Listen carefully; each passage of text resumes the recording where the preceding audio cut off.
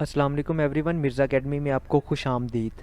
आज हम यूसेट pre engineering का 2023 का एक्सपेक्टेड पेपर करने जा रहे हैं और इस वीडियो में हम इसका इंग्लिश का पोर्शन डिस्कस करेंगे। अगर मैं आपको एक दफ़ा ओवरव्यू दूं यूसेट प्री इंजीनियरिंग के पेपर का, तो इसमें जो वर्बल रीजनिंग में से आता है ना, वो 20 MCQs आते हैं। जैसे 5 एनालॉगी के होते हैं, 4 सिनोनिम्स या एंटोनिम्स में से होते हैं, या फिर 2 सिनोनिम्स और 2 एंटोनिम्स होते हैं। ओके, सेंटेंस कंप्लीशन में 6 MCQs होते हैं और कॉम्प्रीहेंशन में 5 MCQs होते हैं। ठीक है, तो ये जो 20 MCQs हैं ये हम इंशाल्लाह इस वीडियो में डिस्कस करेंगे। So let's start the paper.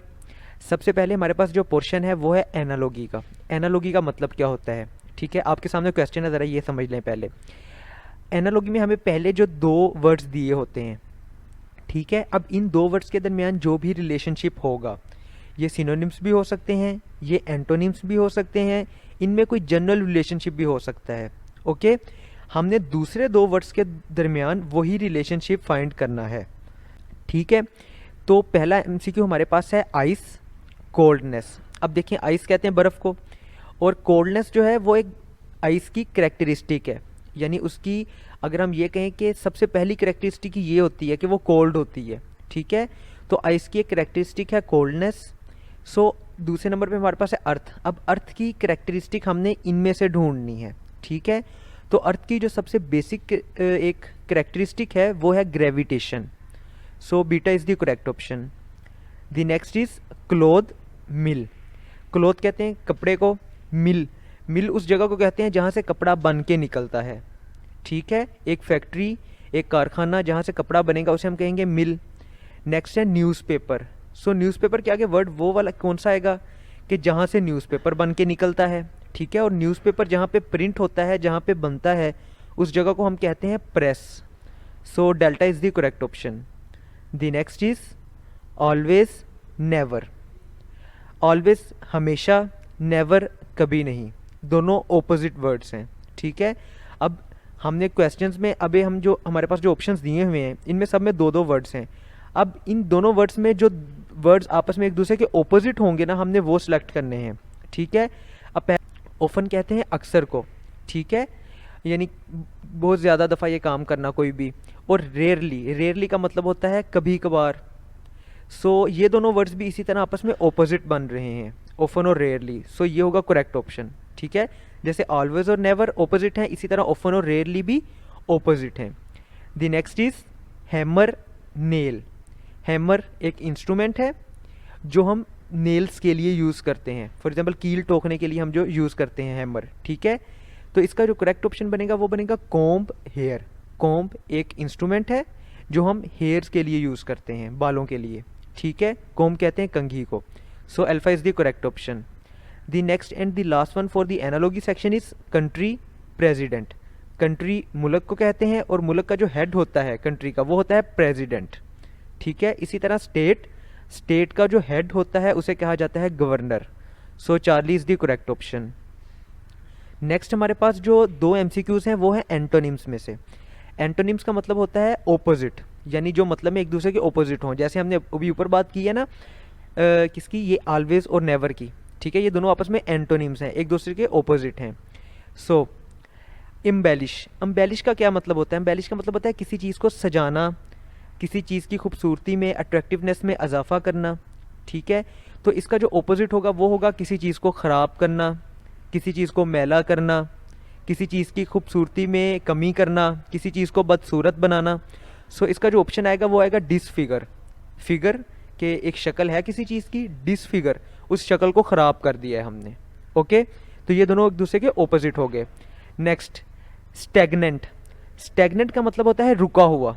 ठीक है, फॉर एग्जांपल अगर तालाब है और तालाब में कोई पानी रुका रहे तो हम उसे कहेंगे कि ये स्टैग्नेंट वाटर है। स्टैग्नेंट कोई भी ऐसी चीज़ जो रुकी हुई हो उसे हम स्टैग्नेंट बोलते हैं। तो इसका ऑपोजिट क्या बनेगा? ऐसी चीज़ जो घूम रही है, ऐसी चीज़ जो चल रही है, ऐसी चीज़ जिसमें मूवमेंट है। तो उसके लिए हम वर्ड यूज़ करते हैं मोबाइल का। मोबाइल का मतलब होता है फिरने तुरने वाला। ठीक है, फॉर एग्जांपल ये पुलिस की गाड़ियाँ होती हैं तो इन्हें हम मोबाइल्स कहते हैं, जो चक्कर लगाती रहती हैं शहर में। ठीक है, इनको मोबाइल कहा जाता है। तो ये दोनों वर्ड्स भी आपस में ऑपोजिट बन जाते हैं। नेक्स्ट हमारे पास जो 2 MCQs हैं वो हैं सिनोनिम्स के। सिनोनिम्स का क्या मतलब होगा? ऐसे दो लफ्ज़ जो आपस में सेम मीनिंग कन्वे करते हों, सेम मीनिंग्स देते हों, सेम वर्ड्स। ठीक है, पहला वर्ड है हमारे पास डिसकॉन्सर्ट। डिसकॉन्सर्ट का मतलब होता है कि कोई चीज़ एक तसलसल में चल रही है, उसका तसलसल को तोड़ देना, या कोई चीज़ प्लान हुई है उस प्लान को कैंसिल कर देना। ठीक है, अक्सर हमने ये वर्ड सुना है कि म्यूज़िक कॉन्सर्ट हो रहा है। ठीक है, तो कॉन्सर्ट एक तरतीब से वो चल रहा है, डिसकॉन्सर्ट हमने उसको तोड़ दिया है उस तरतीब को। तो इसका जो सिनोनिम बनेगा वो बनेगा कैंसिल प्रोग्राम, यानी एक प्रोग्राम बना हुआ था उसको कैंसिल कर दिया। ओके, नेक्स्ट वर्ड है एबोलिश। एबोलिश का मतलब होता है ख़त्म करना, तबाह करना। कोई सोसाइटी है उसको हमने ख़त्म कर दिया, कोई प्रोग्राम था उसको ख़त्म कर दिया, कोई भी हमारी एक तंजीम चल रही थी उसको ख़त्म कर दिया। ठीक है, अबोलिश का मतलब होता है एंड, किसी चीज़ को करना, किसी चीज़ को डिस्ट्रॉय करना, तो इसका सिनोनिम बनेगा and. Beta is the correct option. Okay, आगे हमारे पास जो एमसीक्यूज़ हैं वो हैं सेंटेंस कम्प्लीशन में से। अब उसमें पहला एमसीक्यू है the thief had managed to dash on many occasions. यानी थीफ एक चोर है, तो नेगेटिव सेंस में बात है कि वो बहुत से ओकेजन्स पे, बहुत से जगहों पे वो भागने में कामयाब हो गया। अब इसके लिए चीट का वर्ड भी यूज़ हो सकता है थीफ के लिए, एब्सकॉन्ड का वर्ड भी यूज़ हो सकता है, डिफेंड नहीं हो सकता। सो ये चार्ली ऑप्शन तो पहले ही निकल गया, एस्केप भी हो सकता है। ठीक है, अब हमारे पास रह गया है अल्फ़ा, बीटा और डेल्टा, चार्ली निकल गया। But was finally dash by the police and put behind the bars. आखिरकार पुलिस ने उसे गिरफ्तार कर लिया। अब पुलिस जो गिरफ्तार करती है उसके लिए अरेस्टेड का वर्ड यूज़ होता है। अब देखें, अल्फ़ा में लिखा हुआ है रोब्ड, पुलिस रोब तो नहीं करती, पुलिस चोरी तो नहीं करती। किडनैप्ड, पुलिस उठाती ज़रूर है लेकिन उसके लिए हम किडनैप्ड का वर्ड यूज़ नहीं करते क्योंकि वो एक ऑफिशियल काम होता है उनका। ठीक है, तो पुलिस अरेस्ट करती है। सो ये दोनों डेल्टा में ही वर्ड्स हैं हमारे पास जो करेक्ट इसमें बन रहे हैं। So delta is the correct option. The next is Rajesh, two of dash brothers play cricket. Rajesh कोई एक लड़का था जिसके दो भाई क्रिकेट खेलते थे, जिसके दो भाई, तो हम ये जिसके की इंग्लिश हमने इनमें से ढूंढनी है। ठीक है, तो इसके लिए जो वर्ड यूज़ होगा वो होगा हुज, के Rajesh two of whose brothers play cricket wishes to be a coach after his retirement. वो राजेश जिसके दो भाई क्रिकेट खेलते हैं उसकी ये ख्वाहिश है कि वो रिटायर होने के बाद कोच बन जाए। Okay, the next is the dash effect of suitably chosen books on children's mind should not be underestimated. यानी अगर हम बच्चों को किताबें पढ़ाएं और उन्हें सूटेबली चूजन बुक्स पढ़ाएं, मतलब हम ध्यान से चूज़ करें कि हमने उन्हें कौन सी बुक्स पढ़ानी है, तो उनके माइंड पे एक बहुत अच्छा इफेक्ट आता है। तो इसमें जो वर्ड यूज़ होगा वो होगा एजुकेशन के हवाले से। ठीक है, अब इसमें दो वर्ड्स हैं एजुकेशन के हवाले से, एक है एजुकेशनल और एक है एजुकेटिव। तो इफ़ेक्ट के साथ हम जो यूज़ करते हैं ना वो करते हैं एजुकेटिव इफ़ेक्ट। ठीक है, इफ़ेक्ट के साथ हमेशा एजुकेटिव यूज़ होता है। और एजुकेशनल जो हम वर्ड ऐसे यूज़ कर सकते हैं कि फॉर एग्जांपल अगर हम कहें कि उस्ताद अपनी तालीमाना ज़िम्मेदारी को निभा रहा है, एजुकेशनल रोल, टीचर का एक एजुकेशनल रोल होता है, वहाँ पे हम एजुकेटिव यूज़ नहीं करेंगे, एजुकेशनल यूज़ करेंगे। ठीक है, तो इस एमसीक्यू में इफ़ेक्ट के साथ एजुकेटिव इफ़ेक्ट आएगा। The next is the signals are dash through the tower. हमारे पास मोबाइल है, कोई चीज़ है, तो उसके जो सिग्नल्स हैं वो टावर से हमारे पास ट्रांसफ़र हो रहे हैं। ठीक है, हमारे पास आ रहे हैं। अब इस तरह आना, एक जगह से दूसरी जगह लेके जाना, इसके लिए ट्रांसपोर्ट का वर्ड भी आता है, ट्रांसमिट का वर्ड भी आता है, ट्रांसफर का वर्ड भी आता है और कैरिंग का वर्ड भी आता है। चारों का सेम मीनिंग है, चारों सिनोनिम्स हैं आपस में। लेकिन सिग्नल्स के लिए जो सबसे सूटेबल वर्ड होता है वो होता है ट्रांसमिटेड का, कि सिग्नल्स टावर से ट्रांसमिट हो रहे हैं। So beta is the correct option. The next is the wrong values we impart to our children at home are solely to be blamed for the moral dash of the society. वो कह रहा है कि हम अपने बच्चों में जो गलत इक़दार उनको सिखाते हैं घरों में, ठीक है, वही वजह है कि हमारी सोसाइटी जो है वो तबाह हो रही है। तो अब सोसाइटी के तबाह होने के लिए जो वर्ड यूज़ होगा यहाँ पे वो होगा डिग्रेडेशन। ठीक है, कि हम अपने बच्चों को घर में गलत इक़दार सिखाते हैं, वही वो काम बजा के बाहर करते हैं और यही वजह है कि हमारी सोसाइटी की डिग्रेडेशन हो रही है। The next is even a dash glass will let you catch the mistake. अब मिस्टेक को कैच करने के लिए तो हमें उसको थोरोली देखना पड़ता है, लेकिन पीछे वर्ड यूज़ हुआ है इवन का। ठीक है, इवन है, इसका मतलब है कि वो कहना ये चाहते हैं कि अगर हम सरसरी कह रहा हूँ, अगर हम थोरोली ना भी देखें, ठीक है, अगर हम एक हल्की सी निगाह डाल लें, जल्दी में गुजरते हुए कोई निगाह डाल दें उस पर, ठीक है, एक सरसरी निगाह जिसे कहते हैं वो डालें, तब भी हम मिस्टेक को पकड़ सकते हैं। सो इसके लिए जो वर्ड यूज़ होता है वो होता है कर्सरी का। कर्सरी का मतलब होता है जल्दी में कहीं जाते हुए अचानक थोड़ा सा कोई काम कर देना, ठीक है। फॉर एग्जांपल किसी ने कोई पेंटिंग बनाई है, आप गुजर रहे थे तो उसने अचानक आपसे पूछा कि इस पेंटिंग में क्या मिस्टेक है, आपने हल्की सी निगाह मारी और आपने कहा कि यार ये एक दो मिस्टेक्स हैं, ठीक है। तो उसके लिए वर्ड यूज़ होता है कर्सरी। नेक्स्ट जो हमारे पास पोर्शन है वो है कॉम्प्रीहेंशन का। सबसे पहले हम ये पैराग्राफ एक दफ़ा पढ़ते हैं, उसके बाद नीचे 5 क्वेश्चंस होंगे। मैंने आपको बताया था ना कि कॉम्प्रीहेंशन में से 5 एमसीक्यूज आते हैं, तो उसके बाद हम वो क्वेश्चंस को सोल्व करने की कोशिश करते हैं। वो कह रहा है कि my next pet was a pigeon, जो मेरा अगला पेट था, घरेलू जानवर था मेरा, वो पिजन था। He was still very young, और वो बहुत छोटी उम्र का था। He was the most revolting bird to look at, वो दिखने में बड़ा एक बागियाना किस्म का परिंदा था, ठीक है। रिवोल्टिंग आप कहते हैं बागियाना को, ऐसा इंसान जो मामूल से हट के कोई काम करे, ठीक है। With his feathers pushing through the wrinkled scarlet skin, उसके जो पर थे वो रिंकल्ड स्किन, उसकी जो चमड़ी थी रिंकल्ड जो थी, रिंकल्ड हम कहेंगे जिस पे झुरझुरियाँ आई हुई हैं, उससे निकले हुए थे, ठीक है। Mixed with the horrible yellow down, और नीचे से वो येलो कलर के थे। That cover baby pigeons and make them look as though they have been पर ऑक्साइडिंग देयर हेयर, यानी उसके जो पर थे वो अपने बच्चों को ढांप लेते थे और यूं लग रहा था जैसे बच्चे जो हैं उन परों से रंग लेना चाह रहे थे वो येलो कलर का। Because of his repulsive and obese appearance, एक उसकी अपेयरेंस जो थी वो रिपल्सिव थी यानी बागियाना थी, और दूसरी क्या थी, वो ओबीस, वो मोटा था। लैरी सजेस्टेड, लैरी उसका कोई दोस्त होगा या उसका भाई होगा। Larry suggested we call him Quasimodo, तो लैरी ने ये सजेस्ट किया कि हम इसका जो नाम है वो क्वेसीमोडो रख लेते हैं। And liking the name without realising the implications, और बस मुझे ये नाम पसंद आ गया, मैंने और कुछ नहीं सोचा कि इसका असर क्या पड़ेगा इस नाम पे, बस मैंने उसका ये नाम रख लिया। आई एग्रीड, मैं इस पे मुत्तफिक हो गया। Owing to his unorthodox upbringing, ये एक वर्ड यूज़ हुआ है अनऑर्थोडॉक्स।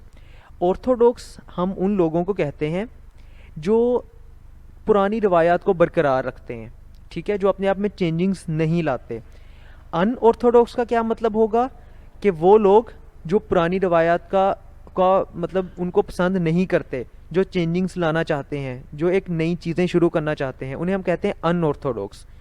तो उसकी जो अपब्रिंगिंग है, उसकी जो नशोनुमा है या वो जो पला बड़ा है, वो एक अनऑर्थोडॉक्स नेचर में हुआ था।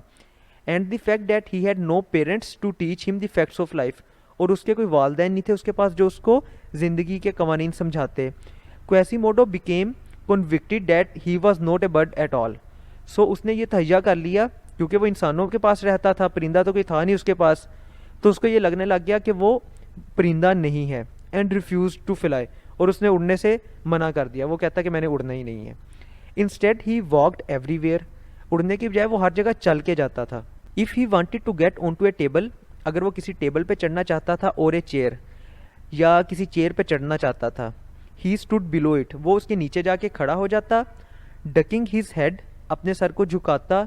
And cooing in a rich contralto until someone lifted it arm up, cooing का मतलब होता है आवाज़ निकालना, ठीक है, परिंदे जो आवाज़ निकालते हैं उसे कहते हैं कूइंग। तो वो कहते हैं कि वो एक रिच कंट्रोल, एक अच्छे तरीके से आवाज़ निकालता जब तक कि कोई उसको उठा के उस टेबल या चेयर के ऊपर ना रख देता। He was always eager to join us in anything we did, जो काम हम करते थे, ये उसका मालिक बता रहा है कि जो काम हम करते थे ना, उसकी ये ख्वाहिश होती थी कि वो हमारे साथ करे। And would even try to come for a walk with us, even जब हम वॉक पे भी जा रहे होते थे भी वो हमारे साथ होता था।